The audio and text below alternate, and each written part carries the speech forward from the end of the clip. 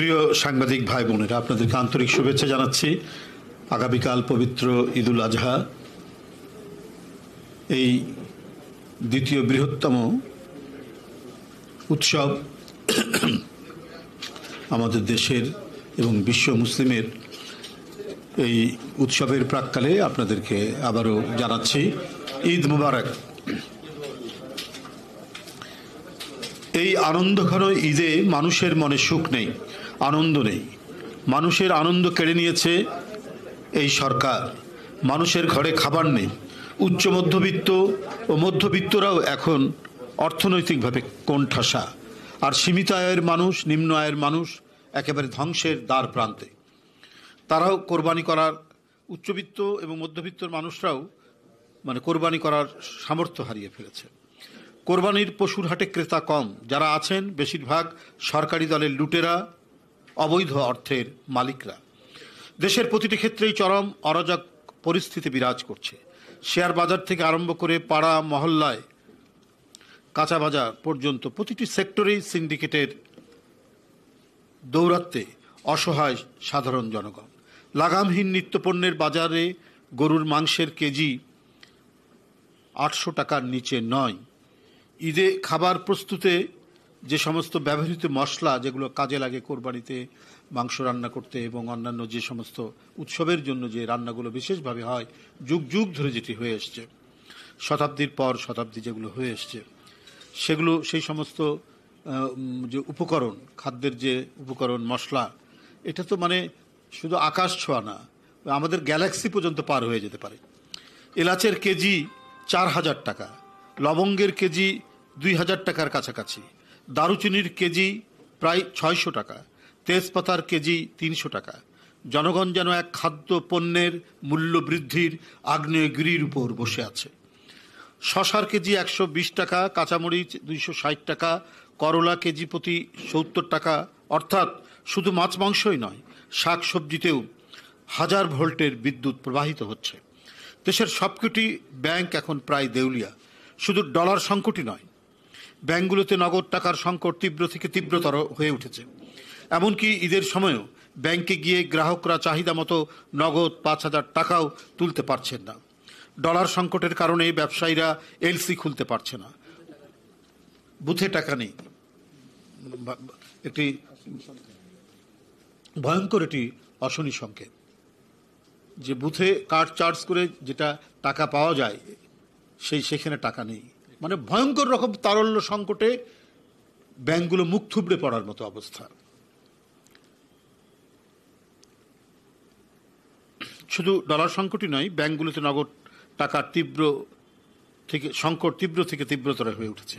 এমনকি ঈদের সময়ও ব্যাংকে গিয়ে গ্রাহকরা চাহিদা মতো নগদ 5000 টাকাও তুলতে পারছেন না।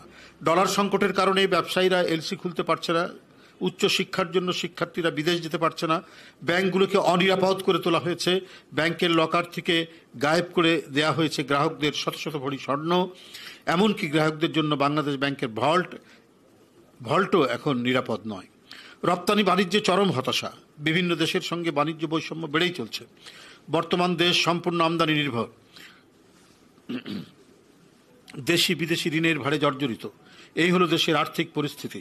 স্বাধীনতা, সাফল্য, সমৃদ্ধি আর গণতন্ত্রের মহানায়ক শহীদ প্রেসিডেন্ট জিয়াউর রহমান 74-এর দুর্ভিক্ষ পীড়িত বাংলাদেশকে অর্থনৈতিকভাবে স্বাবলম্বী করে দেশে চাল, চিনি রপ্তানি শুরু করেছিলেন। দেশনেত্রী বেগম খালেদা জিয়ার সরকারের সময়ে বাংলাদেশ এশিয়ার ইমার্জিং টাইগারে পরিণত হয়েছিল। শেখ হাসিনা আর তার মাফিয়া চক্রের দুর্নীতি, লুটপাটের কারণে সেই বাংলাদেশ বর্তমানে আবার তীব্র অর্থনৈতিক সংকটে।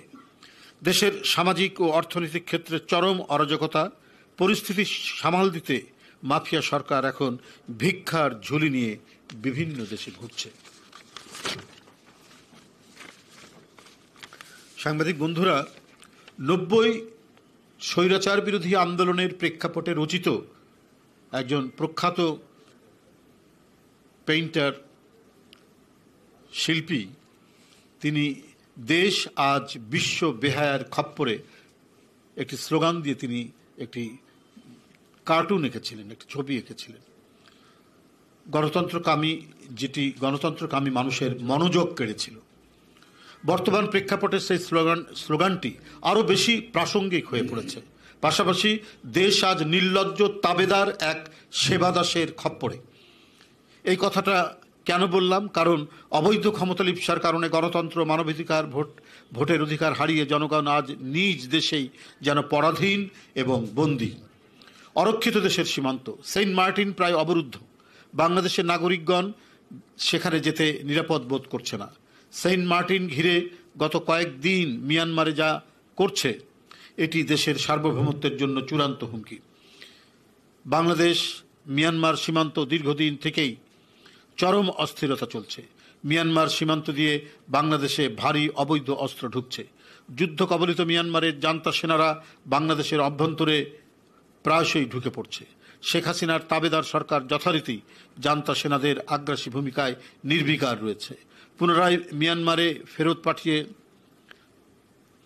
পাঠিয়ে দিচ্ছে।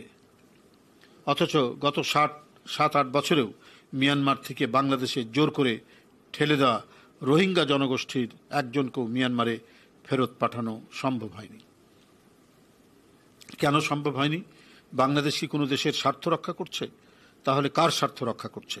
মিয়ানমারের ব্যাপারে বাংলাদেশের কি নীতি অবলম্বন করছে? অবশ্যই জনগণের সেটি জানার অধিকার রয়েছে। শেখ হাসিনার তাবেদারি আচরণের কারণে বাংলাদেশের নাগরিকগণ যেন আজ কোনো সীমান্তেই নিরাপদ নয়। ভারতের সঙ্গে বাংলাদেশ সহ মোট 7টি দেশের সীমান্ত রয়েছে। অন্য কোনো দেশের সীমান্তে গুলি করে মানুষ হত্যা করার সাহস না করলেও বাংলাদেশ সীমান্তে প্রায়শই বিএসএফের গুলিতে প্রাণ হারাচ্ছে বাংলাদেশি নাগরিক। গত 9 জুন কুমিল্লা সীমান্ত বিএসএফের গুলিতে এক ব্যক্তি নিহত হয়েছে। এভাবে ভারতের সঙ্গে নতজানু পররাষ্ট্রনীতি আর তাবেদারি মানসিকতার কারণে বাংলাদেশ সীমান্ত হত্যার প্রতিবাদ করার সাহস এবং স্বাধীনতা হারিয়ে ফেলেছে আওয়ামী সরকার।